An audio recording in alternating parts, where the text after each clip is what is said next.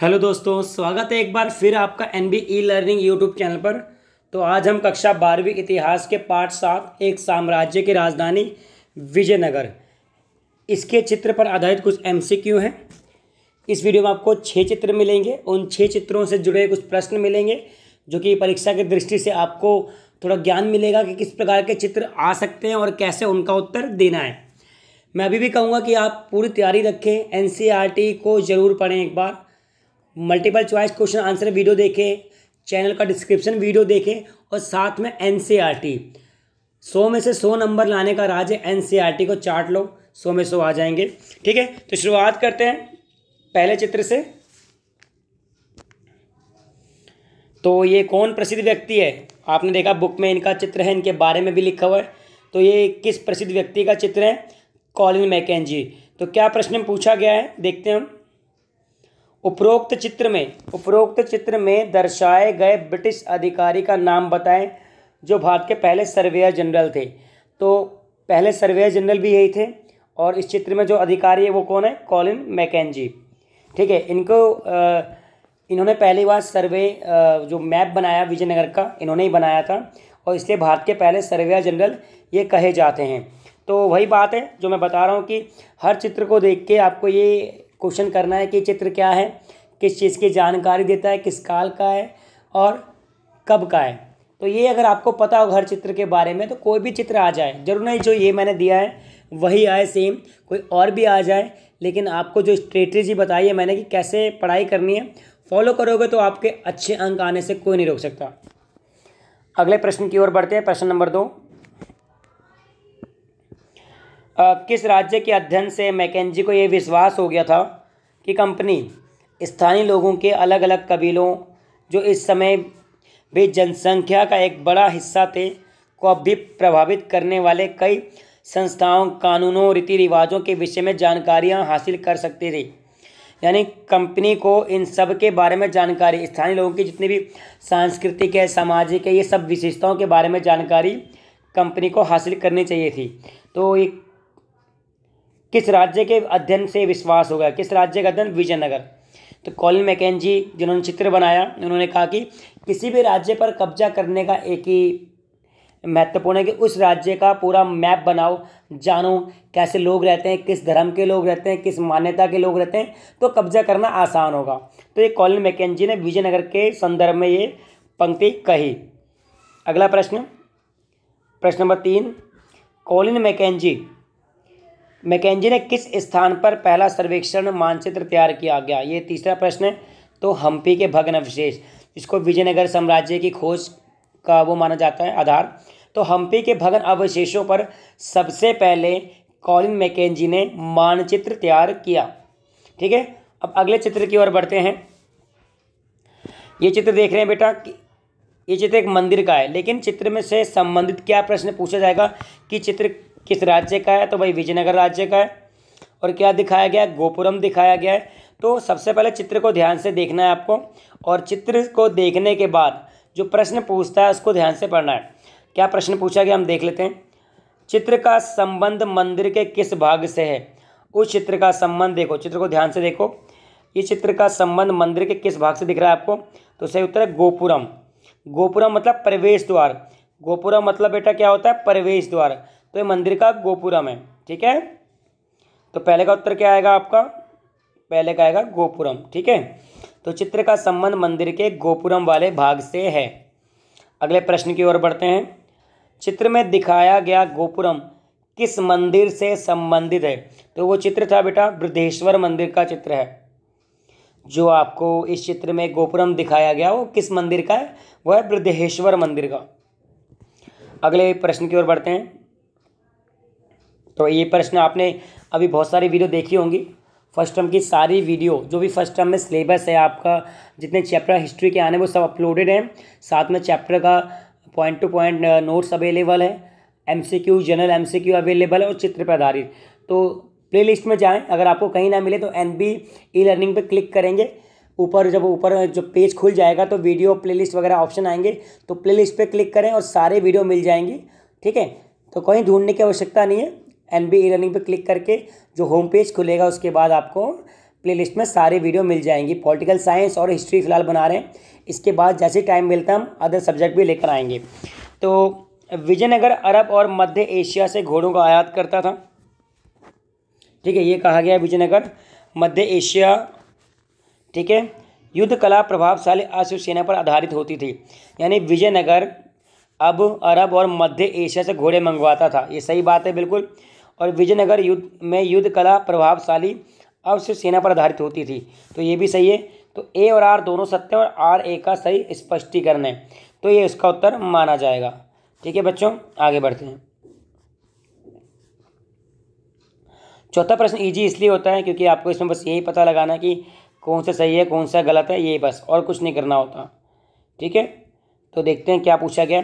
दक्षिण भारतीय मंदिरों में भव्य गोपुरम को जोड़ने का श्रेय कृष्णदेव राय, जो कि तुलुव राजवंश के थे, इनको जाता है, बिल्कुल सही है। उन्होंने अपनी माँ के नाम पर नगलपुरम नामक स्थापना कर, ये भी सही है। तो बेटा तीसरा उत्तर, ये जो थर्ड है 1 2 3, ये इसका आपका सही उत्तर है। आप ऑप्शन पे ना जाएं, आप बिल्कुल आप उत्तर पे जाएं। प्रश्न और उत्तर को याद करना है, ऑप्शन ऊपर नीचे हो सकते हैं, इससे कोई मतलब नहीं है आपको। तो केवल 1 और 2 यानी दोनों ही सही हैं। तीसरे चित्र की ओर बढ़ते हैं। ये महानवमी डिब्बा लग रहा है आपको, वही है बिल्कुल। तो उपरोक्त संरचना, ये देख रहे हैं आप कि उपरोक्त चित्र विजयनगर के किस संरचना से, तो किस संरचना से, महानवमी डिब्बा से। ये चित्र कहाँ का है बेटा, महानवमी डिब्बा का चित्र है। देखो ये चित्र तो भूलोगे नहीं क्योंकि स्टेज के आकार का है और महानवमी डिब्बा एक स्टेज था। अगला प्रश्न, महानवमी डिब्बा एक विशालकाय मंच था जिसका आधार कितना था बेटा, 11,000 वर्ग फीट, यानी 11,000 वर्ग फीट का मतलब जिसका एरिया है वो 11,000 वर्ग फीट है। ठीक है, आगे बढ़ते हैं। तीसरा वही प्रश्न आ गया। इस संरचना से जुड़े अनुष्ठान नवरात्रि महानवमी के अवसर पर निष्पादित किए जाते हैं। इस अवसर पर शासक रुतबे तक अधिराज्य को, तो पूरा ही पूरा इस संरचना यानी कि महानवमी डिब्बा जुड़ा है, तो पहला माना जाएगा। क्यों, क्योंकि ए और आर दोनों ही सही है और आर ए का सही स्पष्टीकरण है। ठीक है, अगले प्रश्न की ओर बढ़ते हैं। तो राजकीय केंद्र का सबसे सुंदर भवन कमल महल था, लोटस पैलेस, बिल्कुल सही है। इसका नामकरण 19वीं शताब्दी में अंग्रेज यात्रियों ने किया, तो ये भी सही है। तो दोनों सही किस वाले में दे रखा है, इस वाले ऑप्शन में, तो ये आपका आंसर है। ठीक है बच्चों, आसान क्वेश्चन है। अगले चित्र की ओर बढ़ते हैं। चौथा चित्र है आपका। ठीक है, क्या पूछा क्वेश्चन कि उपरोक्त चित्र में दर्शाई गई संरचना विजयनगर की किस संरचना का अंग है। तो बेटा ये देखो, ये जो है ना, अभी आपको मैंने ये दिखाया था महानवमी डिब्बा, उसको अगर जूम करके देखेंगे तो ऐसा दिखाई देगा आपको। तो ये चित्र देखो, अभी दिखाता हूँ आपको महानवमी डिब्बे का फिर से। ये रहा पत्थर, इनको अगर जूम करोगे तो आप इस तरह की से दिखाई देगा। तो ये क्वेश्चन पूछा गया है कि उपरोक्त चित्र यानी जो चित्र दिया गया है वह विजयनगर की किस संरचना का अंग है। तो किसका अंग है, महानवमी डिब्बा का अंग है। अगला, महानवमी के अवसर पर राजा के लिए बड़ी यात्रा भेंट निर्यात कर भी लाते थे। तो कौन लाते थे, कौन महानवमी डिब्बा के अवसर पर, ग्रामीण लोग, गांव के जितने भी लोग थे वो क्या करते थे, राजा के लिए बड़ी यात्रा में भेंट और नियत कर, जो भी कर फिक्स हो रखा है वो कर और भेंट लेकर ग्रामीण लोग आते थे। सही विकल्प चुनिए। तीसरा प्रश्न, सामान्य लोगों के अवसरों के बारे में बारबोसा ने वर्णन किया है। बारबोसा एक पुर्तगाली वो था यात्री। विजयनगर की किलेबंदी से पारसी राजदूत अब्दुल रज्जाक बड़ा प्रभावित हुआ। तो दोनों ही सही है लेकिन दोनों अलग अलग। यहाँ पे सामान्य लोगों की चर्चा, यहाँ पे विजयनगर की, तो दोनों सही है लेकिन आर ए का स्पष्टीकरण नहीं है। इसका मतलब है इसका उत्तर बी माना जाएगा। सही तो दोनों हैं लेकिन जो पहला वाला सामान्य लोगों के बारे में, दूसरा विजयनगर के बारे में, ये दोनों ही स्टेटमेंट अलग अलग कंडीशन को बताती हैं। तो ए और आर दोनों सत्य हैं परंतु आर ए का सही स्पष्टीकरण नहीं है। अगले प्रश्न की ओर, अब्दुल रज्जाक ने विजयनगर के दुर्गों की 7 पंक्तियों को उल्लेख किया। ये परीक्षा में प्रश्न बन सकता है कि 7 पंक्तियों का उल्लेख किसने किया। अब्दुल रज्जाक ने, जो फारस का था। दुर्ग की दीवारों को बनाने के लिए, दुर्गा नहीं बेटा दुर्ग होगा, दुर्ग की दीवारों को बनाने के लिए किसी भी प्रकार की सामग्री का प्रयोग नहीं किया गया था। ठीक है, यानी सिर्फ ईंटों से ही दुर्ग बनाए गए थे। तो क्या ये सत्य है, बिल्कुल ये सत्य है। ठीक है, तो अब दोनों सत्य तो कौन सा आएगा, 1 और 2 दोनों ही सत्य हैं। ठीक है, आगे बढ़ते हैं। ये देखो बेटा, ये कमल महल की तरह दिख रहा है आपको, परंतु है कुछ और चीज़। क्या ये, देखते हैं। तो कमल महल ही है। तो पांचवा चित्र बेटा ध्यान से देखो इसको। इस चित्र को देख के आपको क्वेश्चन क्या पूछा गया है कि उपरोक्त चित्र विजयनगर की किस संरचना का रेखा चित्र है। यानी जो चित्र दे रखा है वो विजयनगर की किन संरचना का चित्र है। जी बिल्कुल, वो कमल महल, लोटस पैलेस। ठीक है, लोटस पैलेस का चित्र है ये। आगे बढ़ते हैं। तो उत्तर क्या आएगा बेटा इसका, तीसरा आएगा उत्तर नंबर थर्ड। दूसरे की ओर बढ़ते हैं। कॉलिन मैकेंजी के अनुसार कमल महल का उपयोग किस उद्देश्य के लिए होता था। तो यहाँ पे परिषदीय भवन, यानी कि जो राजा की परिषद थी उसको सलाह देने वाली, तो वो सब बैठ के अपने फैसले लिया करते थे, ये कॉलिन मैकेंजी ने कहा है। आगे क्वेश्चन नंबर 3। कमल महल के समीप हाथियों का अस्तबल बना हुआ था, सही पॉइंट है। शहर पर आक्रमण के समय विजयनगर की संरचनाएं नष्ट हो गई, ये भी सही है। लेकिन यहाँ पे कमल महल की बात करी, यहाँ पे विजयनगर की बात की है, तो ये दोनों सत्य तो हैं, पर आर ए का स्पष्टीकरण नहीं है। तो उत्तर होगा इसका बी। अगला प्रश्न है, विजयनगर के सभी आदेशों में कन्नड़ में श्री विरूपाक्ष लिखा है, बिल्कुल सही। 1976 में हम्पी को राष्ट्रीय महत्व के स्थल के रूप में मान्यता मिली, तो ये भी सही है, यानी कि दोनों सही है। और अंतिम चित्र है ये, जो आपके नोट्स में भी है, यानी 50 के नोट में आई थिंक। ठीक है, तो ये भी महत्वपूर्ण चित्र आ भी सकता है परीक्षा में, क्योंकि वही नोट तो सबके पास होते हैं, तो उसमें एक बार देख लेंगे। तो उपरोक्त चित्र में विजयनगर की किस संरचना को दिखाया गया। तो यह कौन सा है, विट्ठल मंदिर को, विट्ठल मंदिर दिखाया गया यहाँ पे।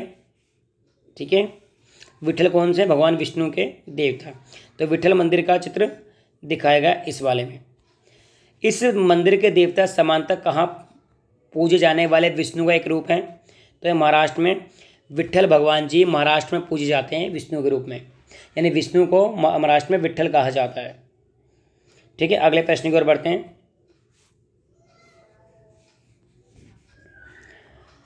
1565 में विजयनगर की सेना प्रधानमंत्री राम राय के नेतृत्व में राक्षसी तांगड़े के युद्ध में उतरी और जहां उसे इन्होंने हराया।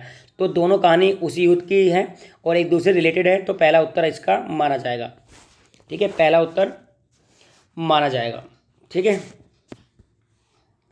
अगले क्वेश्चन की ओर बढ़ते हैं। कृष्णदेव राय का संबंध तुलुप वंश था, बिल्कुल इन्होंने यहाँ तक शासन किया, ये भी सही है, तो ये बिल्कुल सही उत्तर है। तो अगर वीडियो आपको पसंद आई, लगा कि भाई कुछ नॉलेज बढ़ी, तो प्लीज़ लाइक करें और अपने दोस्तों के साथ शेयर करें, और जो साथी नए जुड़े हैं वो चैनल को सब्सक्राइब करें। फर्स्ट टर्म के बाद हम सेकंड टर्म की वीडियो भी अपलोड करेंगे। हम चाहते हैं कि आप सभी अच्छे अंकों के साथ 12वीं उत्तीर्ण करें और 12वीं के बाद भी आपको अच्छे करियर को चूज़ करने में हेल्प मिले। एक आर्ट्स का बच्चा बहुत बड़ी रैंक तक जाता है, आईएएस लेवल, प्रधानमंत्री, राष्ट्रपति, इन पद तक जाता है आर्ट्स का। तो जो आर्ट्स वाले बच्चे हैं वो अपने आप को वो मत समझे कि हाँ भाई हमने आर्ट्स लिया है, सबसे बेकार स्ट्रीम है। सबसे बेस्ट स्ट्रीम आर्ट्स मानी जाएगी, क्योंकि आप कला, आर्ट्स का मतलब कला, आप एक आर्टिस्ट हो। एक्टर से लेके डायरेक्टर तक और देश के नेता से लेके देश के जो शासक हो वो सब बन सकते हो आर्ट्स से। तो अपने दोस्तों को भी बोले सब्सक्राइब करने के लिए और एनबी ई लर्निंग के साथ जुड़े रहें। धन्यवाद।